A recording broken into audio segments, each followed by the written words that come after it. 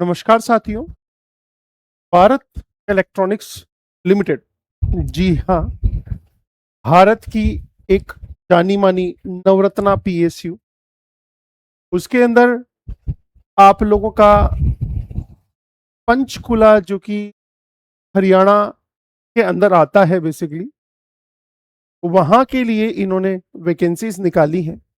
और वो वैकेंसीज हैं इंजीनियरिंग असिस्टेंट की, जिन्होंने 3 साल का डिप्लोमा किया हुआ है, इसमें किया हुआ है इलेक्ट्रॉनिक्स के अंदर, या फिर उनके लिए जिन्होंने 10th क्लास प्लस आईटीआई और 1 साल का अप्रेंटिसशिप जो है ट्रेड सर्टिफिकेट जिनके पास में है इलेक्ट्रॉनिक मैकेनिक ट्रेड से, उनके लिए 6 पोस्ट आप लोग की निकाली।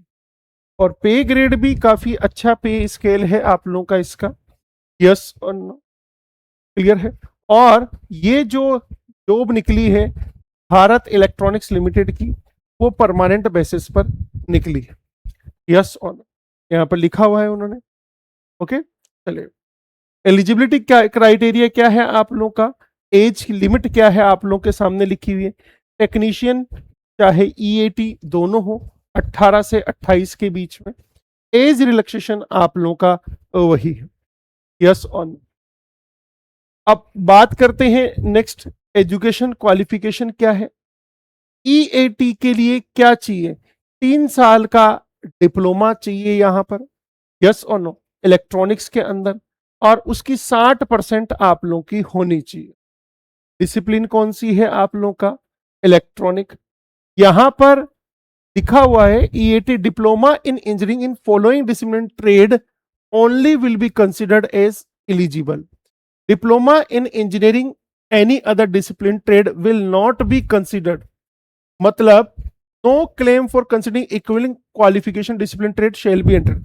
किसी ने बोला है कि ट्रिपल ई ट्रेड है, वो नहीं भर सकता। किसी ने बोला है इलेक्ट्रॉनिक्स एंड फलाना ट्रेड है, वो नहीं भर सकता। जहां पर केवल इलेक्ट्रॉनिक लिखा हुआ है, केवल और केवल उसी ट्रेड के बच्चे इस फॉर्म को फिल कर सकते हैं। इसी प्रकार आप लोगों का ट्रेड के अंदर आप लोगों का लिखा हुआ है, क्लियर है, आईटीआई चाहिए आप लोगों का, क्लियर है।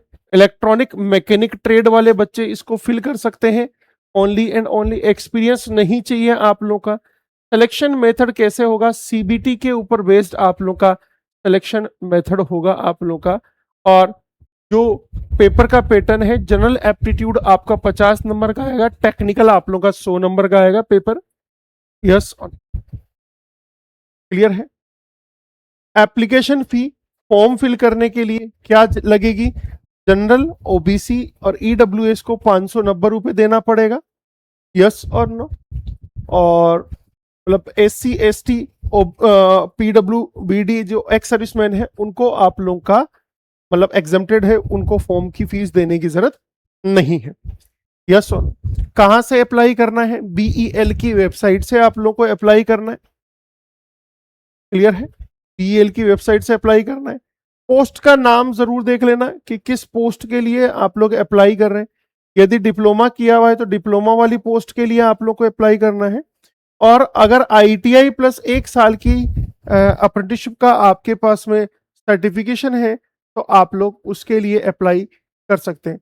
लास्ट डेट आप लोगों की ध्यान रखना, last date to apply online is 2 जुलाई है, 2 जुलाई इसकी अंतिम तिथि है, तो उससे पहले ही आप लोग अप्लाई करिएगा, यस और नो। बाकी मेनली तो यही था इसके अंदर, एक तो एज 28 साल तक होनी चाहिए आप लोगों को, वैकेंसी कितनी है आप लोगों की, एलिजिबिलिटी क्या है, एक जो एज लिमिट है, नेशनलिटी क्या होना चाहिए, एजुकेशन क्या होना चाहिए। आई होप, उम्मीद करता हूं ये इंफॉर्मेशन आपको अच्छी लगी होगी। सभी को जय हिंद, जय भारत।